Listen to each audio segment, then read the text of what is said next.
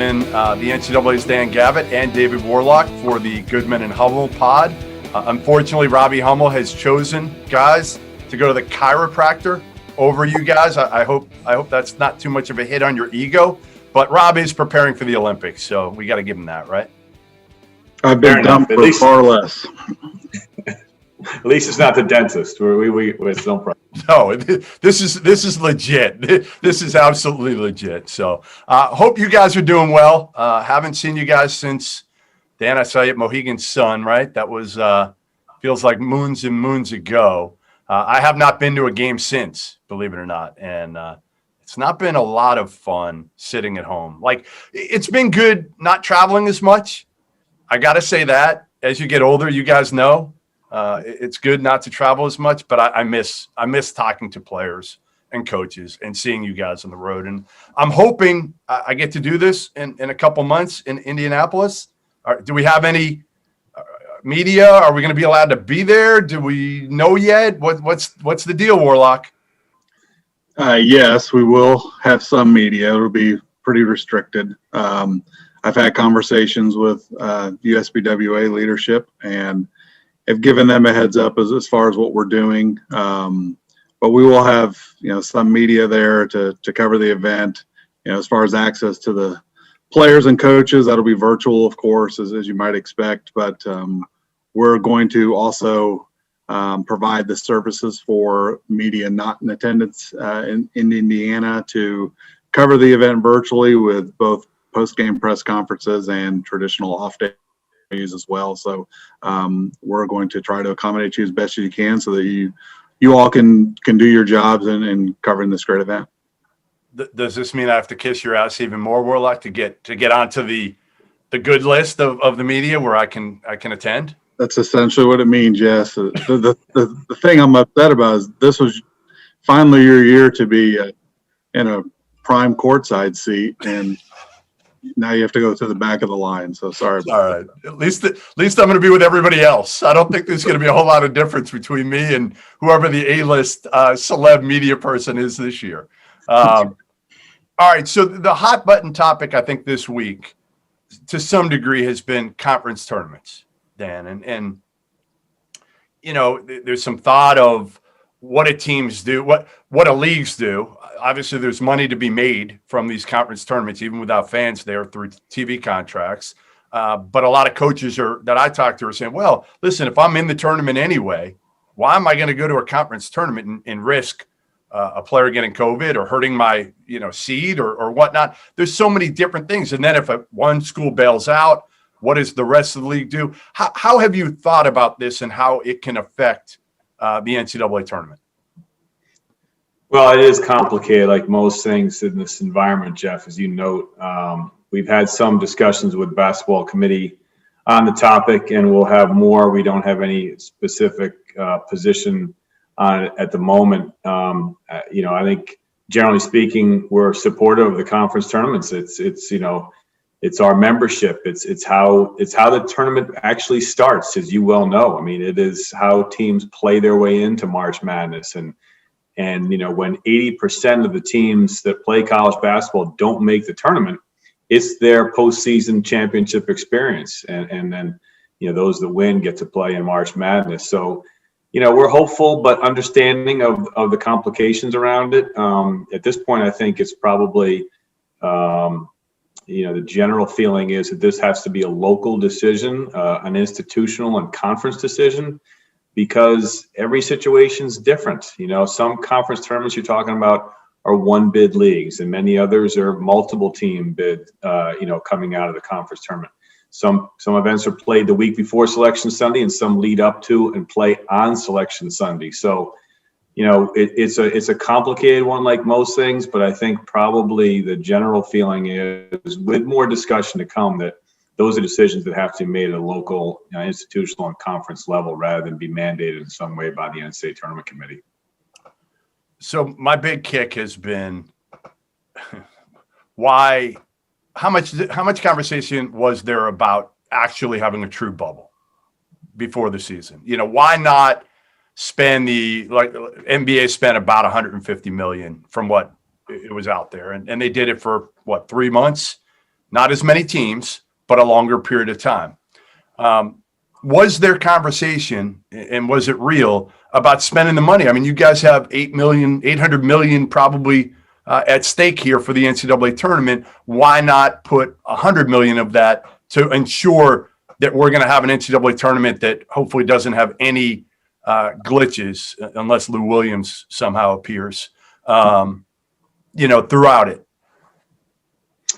Well, we've had all sorts of consideration and obviously, observed what everyone else has done successfully and what the challenges have been, not just in basketball, but in other sports as well. And taking into consideration how this whole thing has evolved. And I think the committee and the staff feel cautiously optimistic and confident that we have a really solid plan to have a successful tournament, first and foremost, to keep everybody healthy and safe, but secondarily also to have a great competition to determine a worthy national champion. And we don't believe that it necessitates a very expensive, as you note, effort to make a more tight bubble, that this controlled environment that we are creating or in the process of creating in Indianapolis can and will work. It's more akin to what we've seen schools operate during the regular season, both in basketball and football and other sports. And, over a 3-week time period, we feel like it can be successful. And, look, there are differences, as we know, too. I mean, these are college students and athletes. And fortunately, from an academic perspective, most of them are studying virtually now. So that will mitigate some of being away from campus for those week to 2 or 3 weeks. But, the money is also a factor, though, Jeff, too. I understand your point about, the revenue that we could use towards the expenses of having championship, but we're also running 70 other NCAA championships this year. The women's championship and other fall championships going to be run in the spring, and then spring championships planned as well. And all of that revenue goes towards running all the other events, and then of course providing significant distribution back to the membership, which helps to run their intercollegiate athletic program. So a lot of complication. I think it's a reasonable question you ask, but I think we're in the right place, we feel, and now we just need to execute on a solid plan. I think I just worry, right? And I think a lot of people do. I'm sure you guys are concerned with, all right, once the tournament starts, what happens if God forbid, Gonzaga, somebody from their tier 1 tests positive, or Baylor? What happens? I guess my question to you would be, what happens? Do we stop the tournament? If that happens at the Final Four, does life go on? And hey, listen, kind of the way it's been for a lot of schools, they shut down for 2 weeks or 7 days or 10 days. What's the protocol right now for how you'd handle that? Well, whether it's the controlled environment we've created or the bubble that the NBA created, it's only as good as everybody's, discipline within it. Because you can test every day, which we're going to do, and the NBA did every day. You can have the most safe and healthy protocols in place with physical distancing and sanitation of your hands and food and everything else. But if the weakest link breaks that chain, then you've got a problem. I think we feel, again, cautiously optimistic and confident that student athletes and coaches and everybody involved is going to be in all this together, and they're going to do the right thing. They have to, or it could result in it not being as successful as we all hope and envision it to be. There's no reason to believe that a team will be knocked out if there's a single positive case, as long as they're following the medical protocol in a very disciplined way. Because contact tracing should not result in what we've arranged here to knock out an entire team. As long as masks are worn, 6 feet of physical distance at all times, and not eating, and having meals, in an undisciplined way. But again, that's going to get down to the teams. And I will say that, while all the teams that I've observed during the season are doing the right things, I wouldn't say that's the case with all of them. And getting more disciplined and compliant with the regimented health protocols down the home stretch here and heading into conference tournaments and in the NCAA tournament will be vitally important. I can't underestimate that, underscore that enough. because the best protocols aren't effective if they're not followed in a very disciplined way. So just to clarify, what you're saying is, hey, if somebody does test positive with one of these teams, life goes on. Life goes on. That player has to apply to the necessary, whether it's 7 days in the bubble in Indianapolis? If it's a positive test, I mean, it's isolation for at least 10 days, and if it's a close contact, then, it could be upwards of 14 days. There is a chance that if it's a close contact that you can test out after 7 or 10 days, depending on where we are in the tournament. But to your specific question, it's not really an event that you can pause or postpone very easily, right? No, you're right. But again, we're going to provide an incredible environment and the testing necessary to make sure that everybody's healthy and safe. And then it's up to the teams to do the right thing, and not only for their own team, but for all their opponents too, and help us get to a national champion that will be very worthy at the end of it. No, I think, listen, we're all rooting for it, no doubt. When I was in Mohegan Sun, is interesting because, you heard from all the players and coaches, they couldn't leave their rooms and go anywhere without an escort. I could. I didn't play any blackjack until I was on my way out, I promise. But ultimately, what are they going to be allowed to do? Like in the NBA, obviously they're allowed to golf. They're allowed to, take walks outside. But again, it was a bubble. It was in Orlando. Here, I assume they're not going to be allowed to just take a walk, down, to whatever it is, Steak and Shake, whatever it's called down in downtown Indy, that I know Warlock's been to in the wee hours of the morning. But, what are they going to be allowed to do? Is it just literally, hey, you're taking a bus to practice, you're taking a bus to the games, you can go to meals, but you have to socially distance with masks? Like, are they, this is 22 days? 22 days they're going to be there from start to finish, potentially, if they go to the national title game. That's a long time to tell these kids they can't really do much of anything. Well, you're right. For the two teams that play a national championship, it'll be that long. For the other among the other 68 teams, 52 of them, 3/4 of the field will be home in a week. Right. They'll be in Indy for 1 week.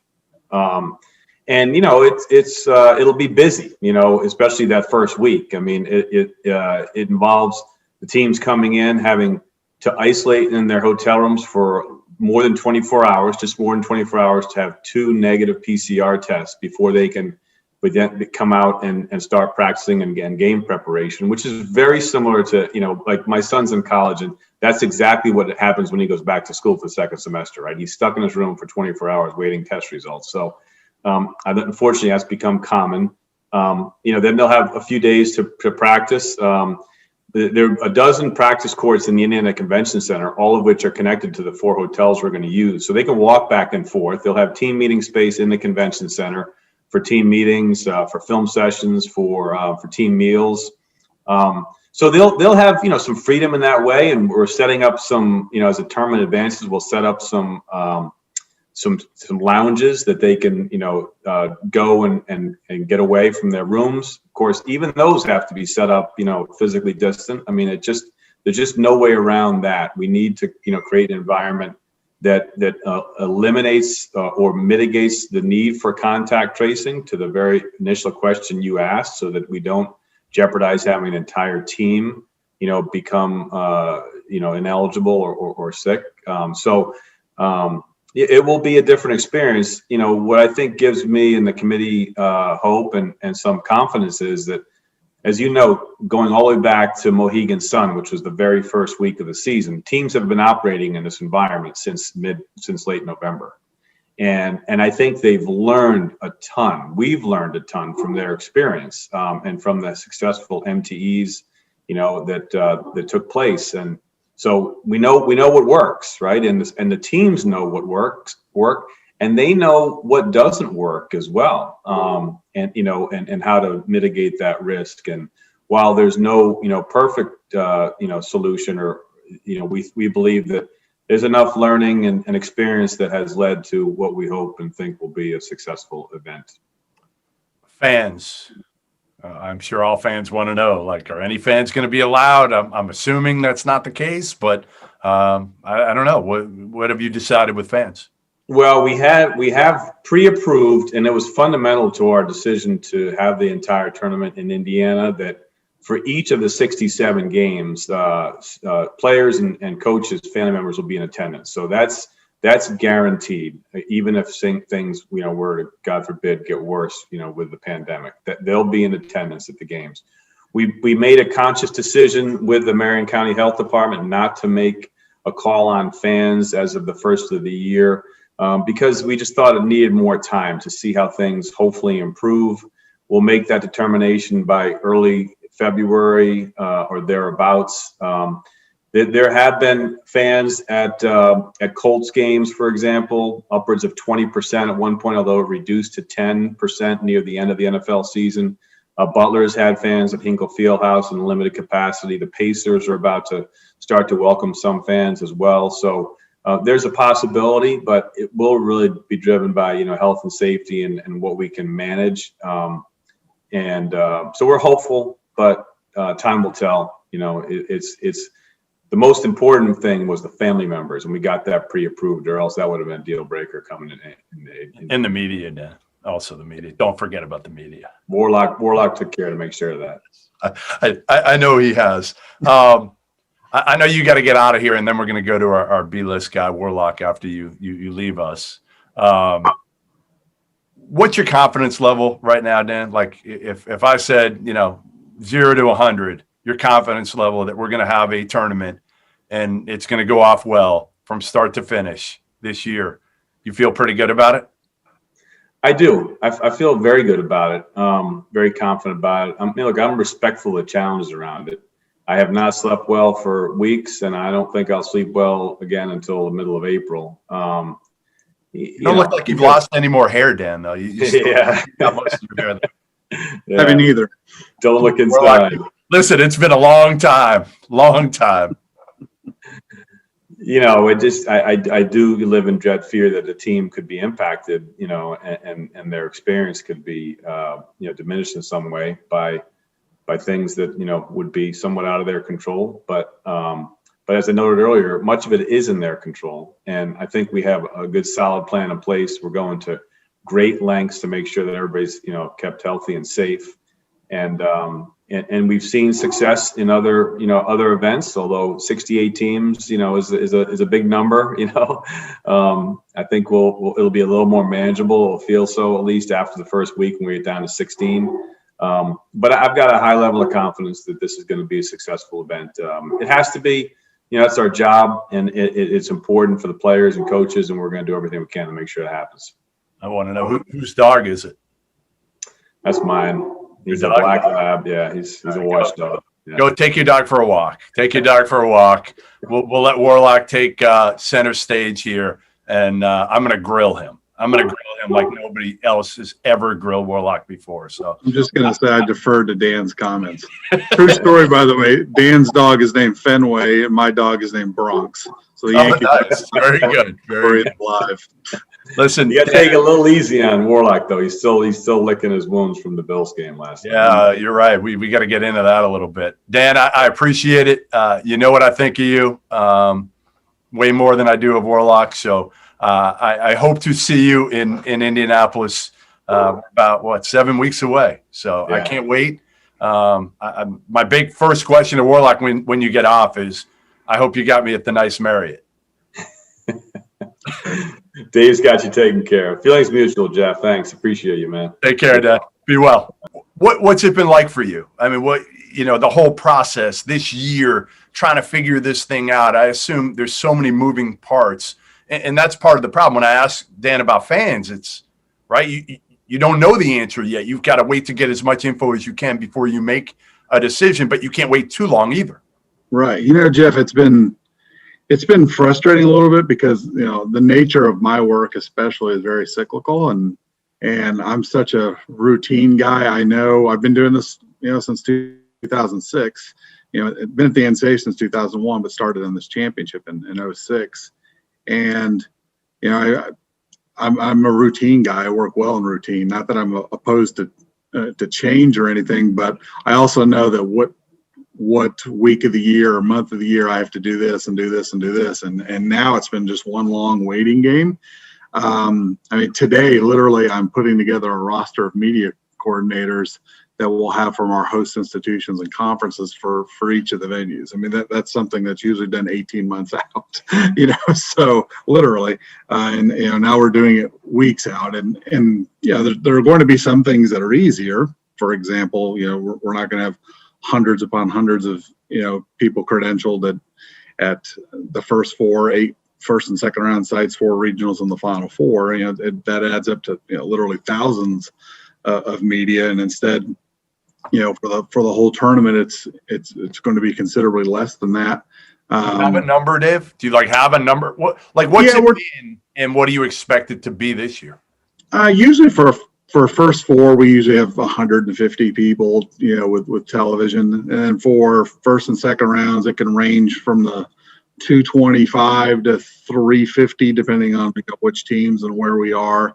And regionals are in the 400 range typically at each of the 4 regionals. And then final 4, mostly because of Turner CBS, it's been north of 2,000 people the last handful of years.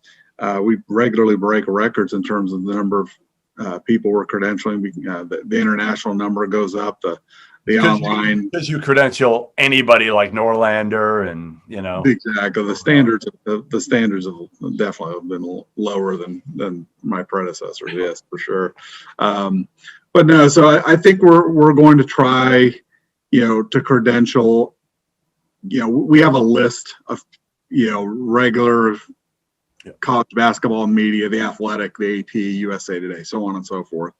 Then we'll take other requests. We don't know what sort of requests we're going to get from the newspaper community, for example. And will they come for the duration of the tournament or just the Final 4? And so if the Washington Post or the Seattle Post Intelligencer want to come, then obviously we'll accommodate them. But they may be coming regardless of the teams. They may be coming to cover a specific team, and we're going to allow, beat writers of each of the 68 teams to come, probably a handful of media from each of those teams, as well as the national we mentioned. And then, of course, Indianapolis Star covering it locally. There's a minority-owned newspaper here in Indianapolis, so, we'll credential very limited photographers, just from the standpoint, they're so close to the action. And so that's going to certainly be different in 2021. But I don't know if, as far as numbers go, we're thinking maybe 25 people seated at every game. But that'll be. What about the Final 4? Final 4, I'm hoping we can increase those numbers. Since we're going to be in Lucas Oil Stadium, have a little more flexibility when it comes to space. It depends on the request, but especially for the 4 teams, if they want to, up the number of people that want to cover them for the last weekend, then we'll certainly accommodate that. Same with the national media. If there are major outlets that cover college basketball regularly and they want to come for the Final 4, we'll certainly try to accommodate them. It won't be the same experience because there won't be direct access. There's no Final 4 Friday with open practices. There's no locker room access. The breakouts probably won't look the same at all. We'll try to mirror everything in a virtual way, but even then, it's like I always like having players and coaches on the dais at the same time, and it's not going to, you're not going to have that. I've been told we'll probably only allow 1 person in a room at the same time. So in terms of the length of how long it takes to get a player and a coach in there for both teams, we may be looking at doing something like, at least in the earlier rounds of the tournament, doing simultaneous virtual press conferences. So there's a 10-minute cooling off period for both teams, and a player from the winning team and the coach for the losing team go, and then after 10-12 minutes, and you put the winning coach and a player from the losing team. So there's some access, and of course SIDs will probably accommodate some requests to have their own press conferences once they return to their hotels. how I don't know if you know the answer to this, but hotel wise for the teams in Indy, how is that going to work? Is each team like on its own floor? Like what? Yeah, That's exactly right. Yes. So, I mean, it'll be secured and no one outside of their travel party will be able to go there, whether that's family or if teams have their tier 2 access. I mean, it's going to be, very restricted. so you'll have obviously with 68 teams, you're going to have them in multiple hotels. Yes. And then they will, for instance, if they go play a game at Purdue, they're going to get onto the bus. They're going straight to Purdue, to West Lafayette. They're going in the arena. After the game, they win, they're coming back. Yes. And we'll have them spread out on the bus.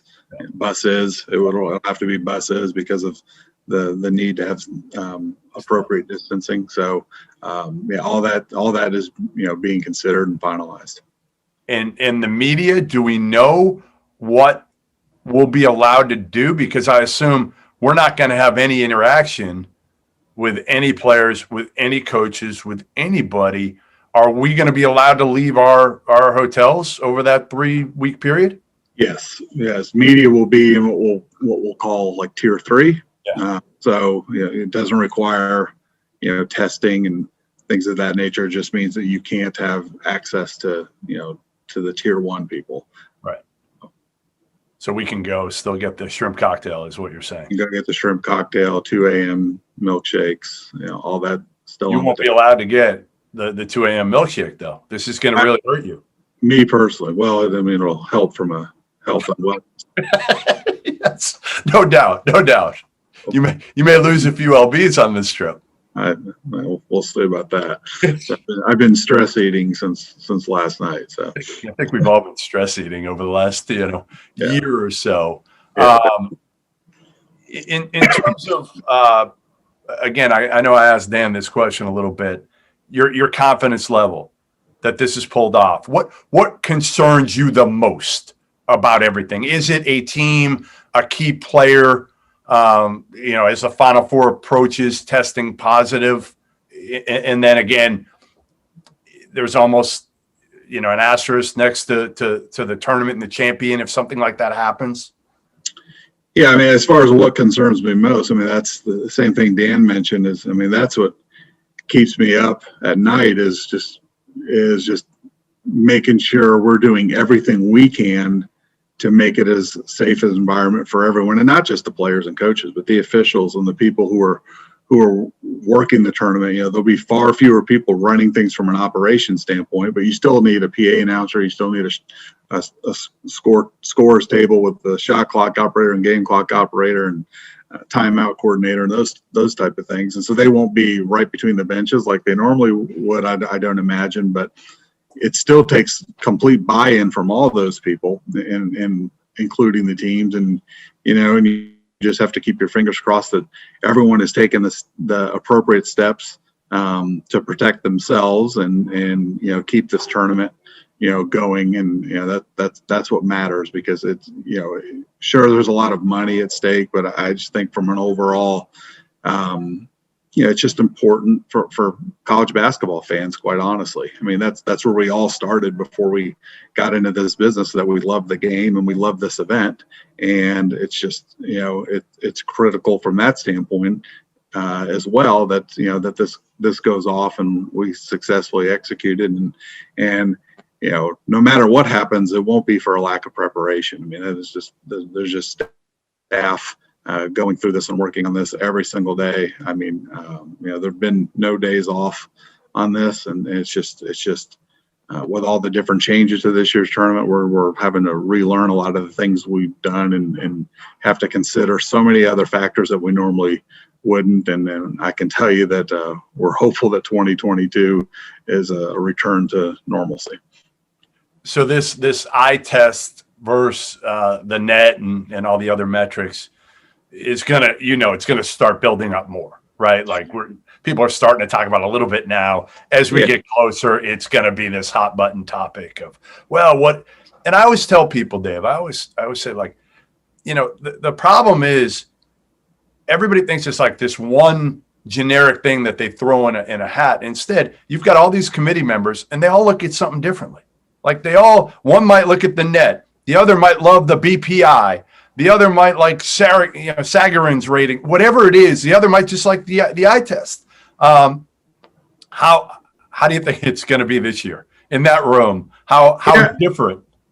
Yeah, I think now that we've made it almost to the end of January, and while there are certainly and unfortunately many teams that have had to pause or are currently on a pause, teams are playing enough games, and meaning there's enough data for them to be evaluated.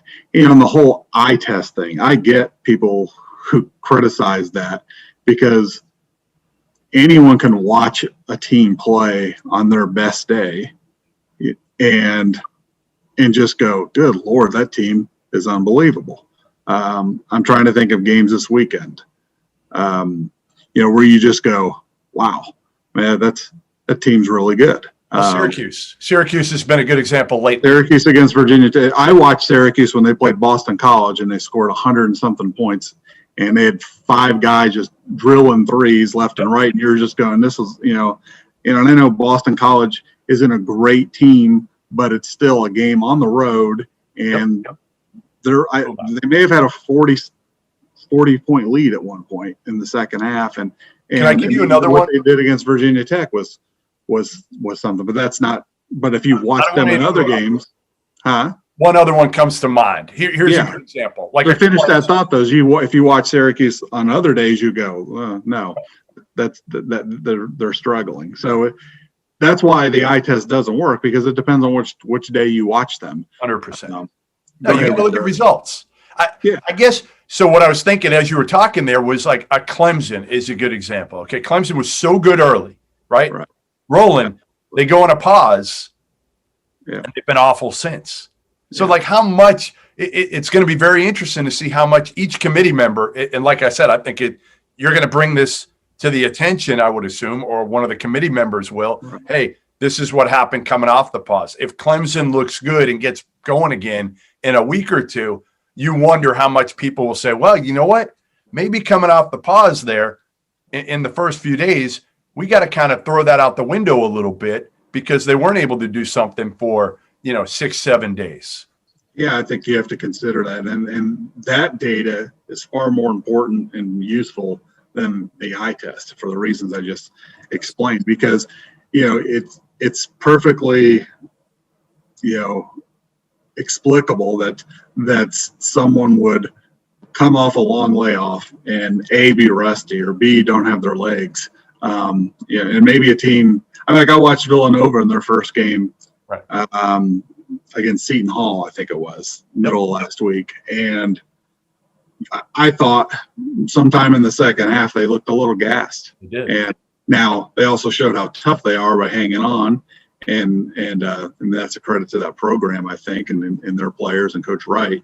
But I think you're going to have to factor how Pittsburgh looks and how they perform coming off a break, and I think you're going to have to factor, okay, this team just played because of rescheduling and postponements. So this team just played 4 games this week, if that were to happen. So all of that has to be treated just like you would with injury reports. And, we have 2 committee members per conference having conversations with league personnel, which is a standard protocol for what we do in that conference monitoring program, to get all that information, whether, a kid rolls an ankle or, a worse injury that knocks them out for the year, along with the data that we help the committee track in terms of what we're talking about, those long layoffs, kids who come down, with the virus, how long it takes for them to get back in the rotation, and quite honestly, be the player he was,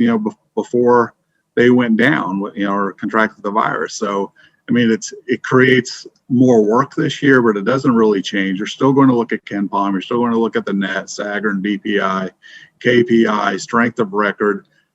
Those are the metrics that are on the team sheet, and the net is the one that's used to sort things, in terms of quadrants. So it does carry that added importance. There's no getting around that.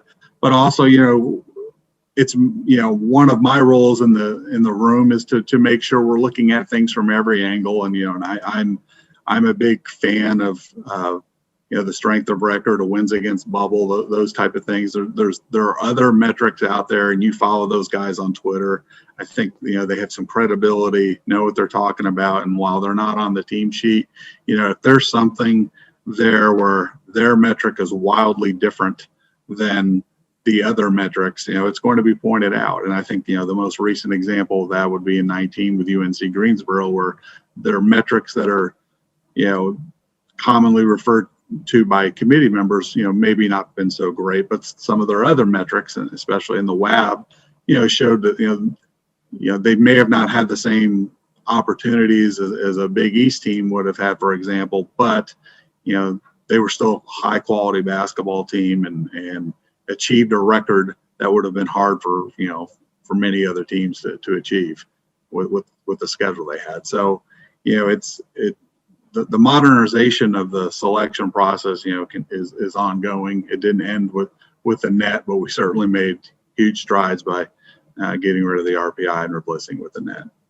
Will you have like a pause list almost for every school? I actually have one going right now of the pauses and the number of days since November 25th. Does that matter, or is it just really ultimately, hey, listen, it's kind of the luck or not luck of you being shut down, and when how do you account for that? Yeah, I think yes, it matters. And it maybe perhaps it impacts their seed more than their actual selection. You still have to demonstrate that you can beat quality teams, and obviously winning on the road is counts for more. But that's all baked into any of the metrics, right? So. But yeah, I think it matters. I think if it helps explain a performance, how did this team lose to that team, especially at home? It was like, well, they're coming off a 9-day layoff, and they just didn't have it. Right. Especially in a conference game, they already know your stuff. They know what you're going to run. Maybe it's the second time you played them all year, and maybe you avenge that loss later in the season, and it gives you even more clarity. Like, okay. Well, that may explain things a little bit. The second time around, they had their legs, and they handled their business better than the first time. But it's all valuable data. How you quantify it is a little bit different, but than a rather regular metric. But you definitely have to think of that. Sorry, my kids are just getting home from school. No problem. All right, and I'll leave you at that. I will leave you at that. That's way more important than anything we're doing here. Spend time with them, and I appreciate it. Always good catching up. I hope I see you in about 7 weeks. I don't know. When can media come? When's our first day allowed there? I would say we're probably not going to have people come in until maybe the day before the first 4. So that would be St. Patrick's Day, the 17th. So we'll have to do this. Will we have to do the same seven negative tests? No. That's just for people in a certain tier. Media won't be in that tier since you won't have direct access to the teams you won't have to do. You won't have to do that. I think during the credential application process, we're going to ask questions like the experience in fever, any of the symptoms, that type of thing. But you won't have to test negative or any of that nature. We'll give a block of rooms, maybe at different hotels that you can reserve a room if you want. I know some of your colleagues have already gone through the process of reserving a room, maybe not even downtown necessarily, but just in other areas of the city, Fishers or Carmel or wherever. But if that's what they want to do, or something close to Butler. You got me in the presidential suite. Where? Yeah, I have you in the presidential suite at the Motel 3. So. Do we have a hotel yet? Or can we break the news? We don't. We actually don't have a media hotel. It's. I can tell you, it's highly likely going to be, not the JW, but the other Marriott properties there downtown. That's where we'll probably link. So the credential application process, which will be private this year, will be like an invite only. We'll send a link, and once you're approved for a credential, it'll say, here's a link, book a room at one of these properties, and you'd be able to choose which hotel you prefer to stay. Soon? Will that be soon? Coming our way? Soon? Is that what you said? Soon? Be soon, yeah. Yeah, we're working on it. We just had meetings late last week with sports systems to work on language. But we're getting close to that. I don't want to push you. I don't want to push you too hard here. No, usually I've opened up that process in mid-December, and I try to wrap up Final Four in early March. But that's not happening this year. It'll probably be close. You will hear no complaints from me on my seat, my hotel room, or anything. And honestly, no team, no coach, no media person. There should be no complaints anywhere. As long as we can get through the tournament. So far, so good. To be honest, I mean, you look at the numbers, and I tweeted them earlier today. Think about this. It's pretty impressive. The last 3 weeks, you've had 83% of the teams have played a game basically this past week. 83%, 61% have played at least 2 games. Honestly, that's better than I expected, Dave. That's better than I expected. And let's just hope, everything that's kind of going on at Michigan scares me a little bit right now. Let's hope everybody's healthy. Let's hope we see everybody in Indianapolis. And, again, thanks for your hard work. I really appreciate it. I hope everybody realizes, again, I know the NCAA, and I say it all the time, gets painted sometimes with a broad brush in a negative way, but there aren't 2 better human beings than you and Dan Gavitt. And I mean that for all you do for the sport. I think most people, maybe not in Orlando, but most people would thank you for your help. Well, I appreciate that. It's definitely a labor of love as much as, I mean, you get paid millions too. Let's be honest here. Yeah, but only 2 million. So